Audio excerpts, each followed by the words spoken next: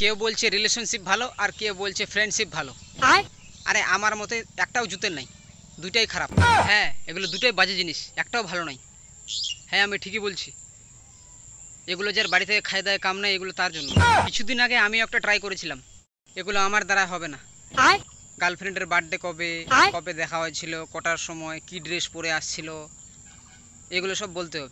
এগুলো আবার মনে থাকে নাকি? কালকে রাত্রে কি দিয়ে ভাত খাইছি এটাই তো মনে নাই, আবার ওর বলে বার্থডে মনে করতে হবে, ও কি ড্রেস পরে আসছিল। এগুলো কি মনে রাখা যায় নাকি?